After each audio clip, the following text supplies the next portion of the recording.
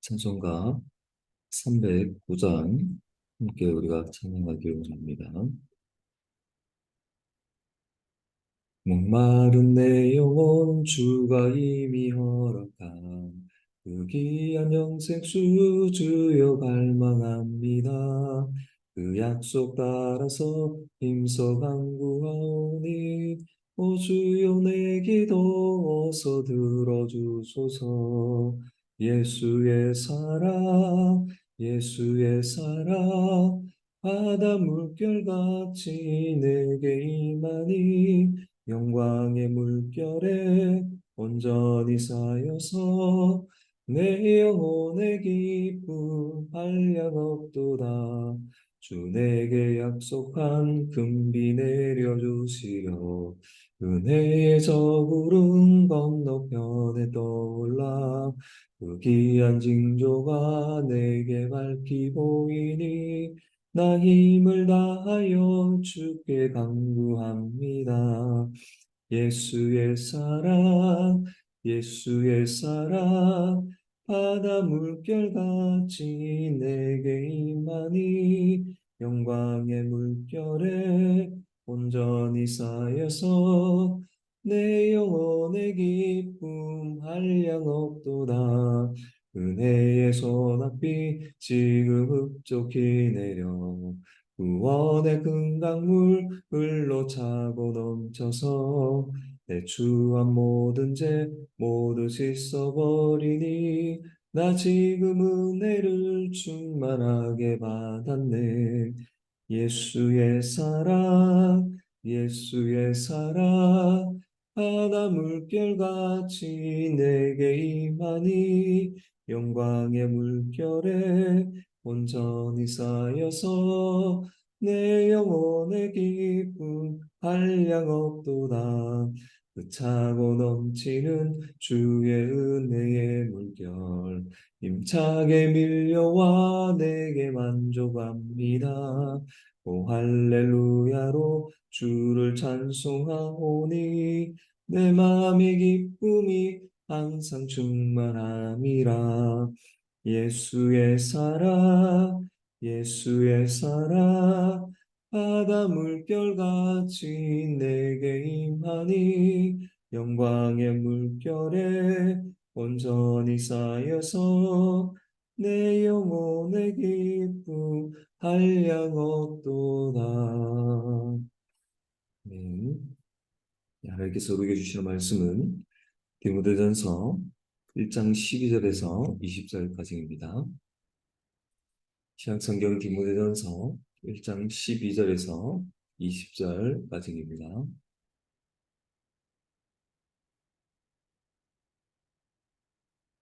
나를 능하게 하신 그리스도 예수 우리 주께 내가 감사함은 나를 충성되이 여겨 내게 직분을 맡기시니 내가 전에는 비방자요 박해자요 폭행자였으나 도리어 긍휼을 입은 것은 내가 믿지 아니할 때 알지 못하고 행하였습니다.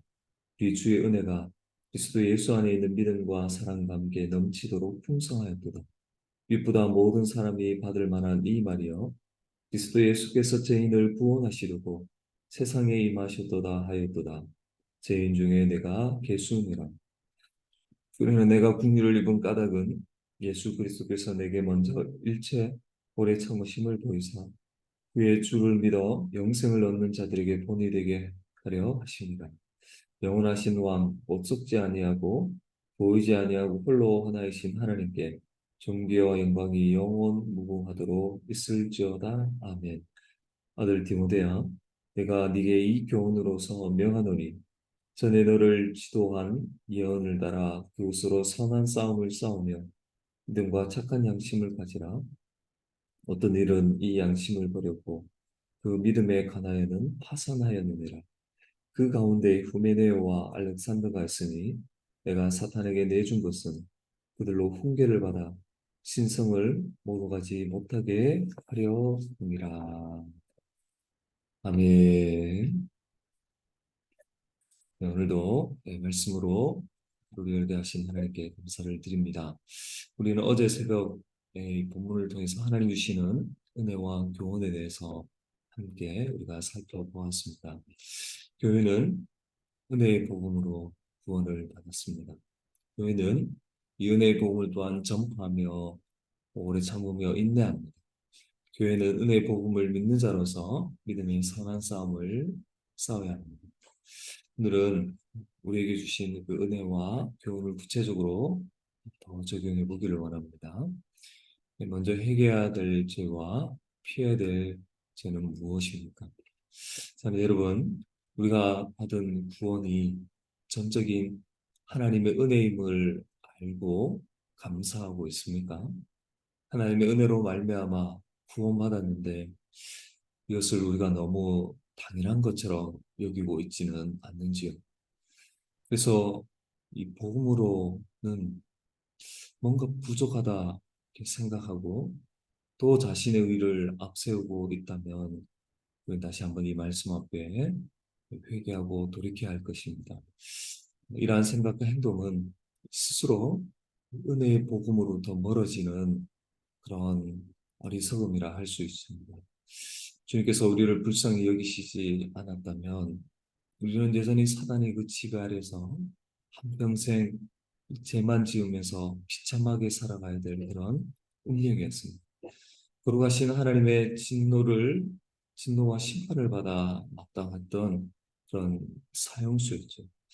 그러므로 우리가 그리스도가 아닌 또 다른 것을 의지하여 하나님 앞에 나아가지 않도록 우리는 늘 조심하며 경계해야 됩니다. 또한 사랑하는 여러분, 하나님의 아들이신 예수 그리스도께서 저희를 구원하시기 위해 이 세상에 임하셨다는 정말 이 객관적 사실을 복음으로 믿고 확신합니까? 그리고 예수 그리스도만이 저희를 구원하시는 구세주라는 기쁨의 소식을 이것을 우리가 정말로 어, 그 복음을 확신할 때에 증가하는 그러한 삶을 우리가 또 살고 있는지를 돌아보아야 합니다. 바울은 여러분 복음을 부끄러워하지 않는다 했습니다. 왜냐하면 복음은 모든 믿는 자에게 구원을 주시는 하나님의 능력이기 때문에 그렇습니다.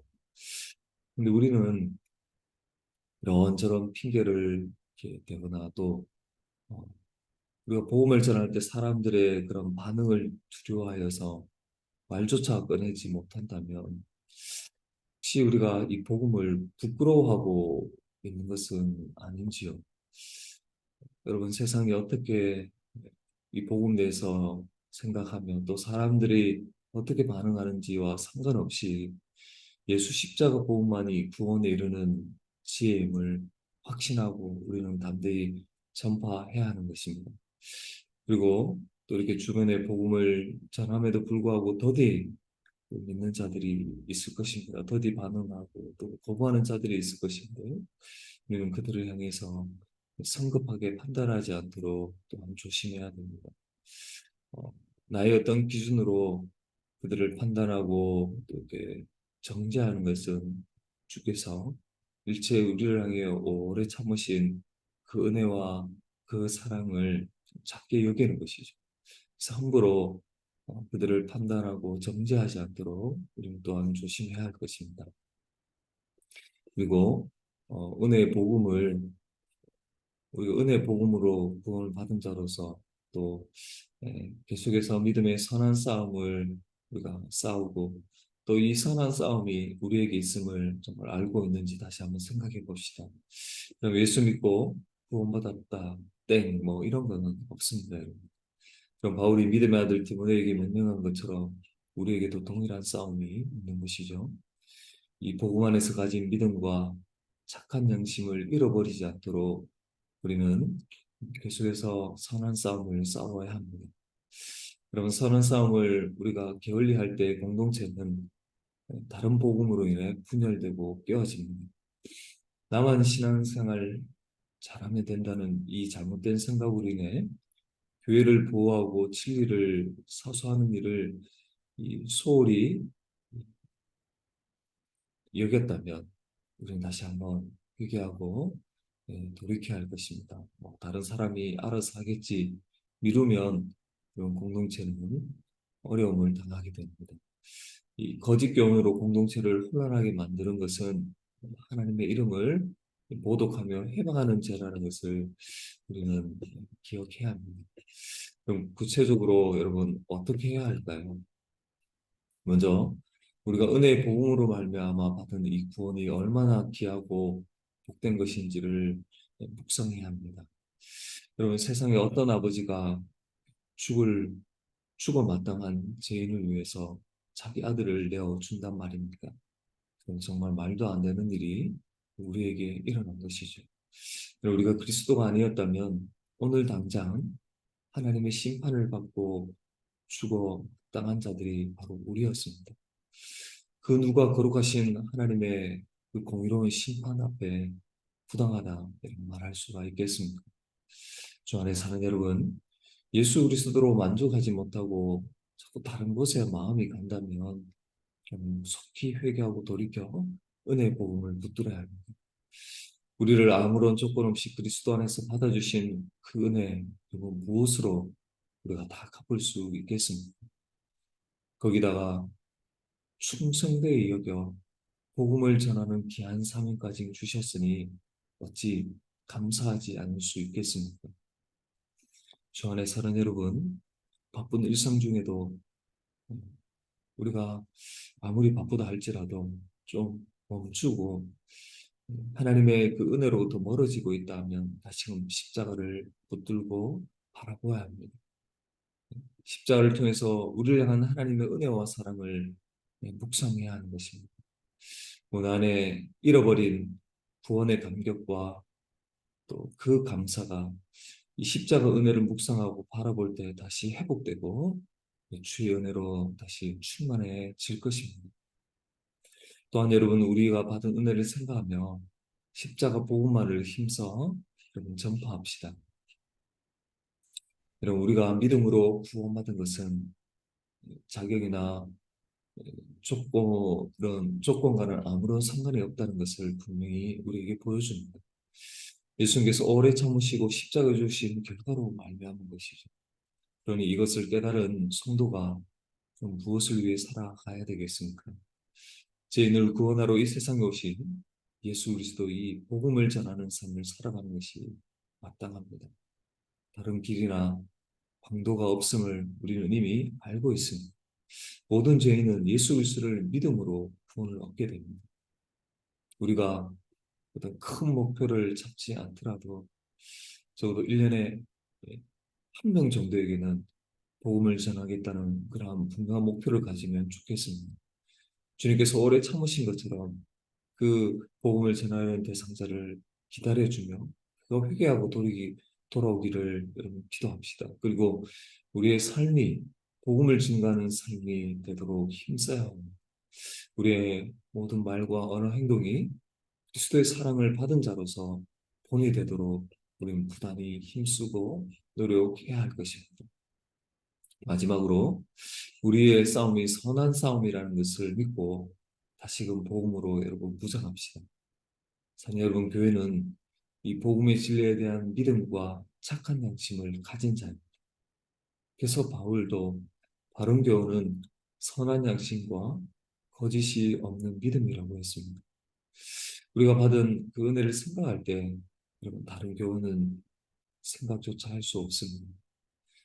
지금 우리 눈앞에 십자가가 밝히 보이는데 어찌 양심을 버리고 거짓 가르침을 용납할 수 있겠습니까? 우리가 선한 싸움을 위해 먼저 믿음과 착한 양심을 잃어버리지 않도록 복음으로 무장해야 합니다.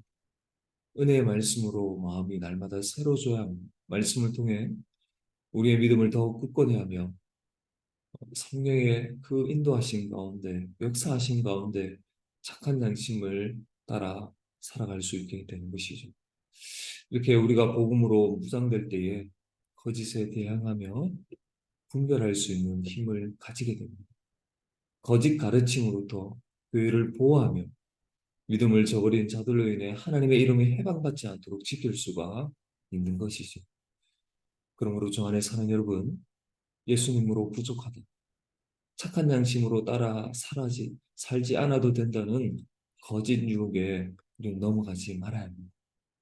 우리가 배운 이 복음의 진리에 대한 분명한 믿음을 가지고 성령이 인도하시는 착한 양심을 따라 선한 싸움을 싸워야 합니다.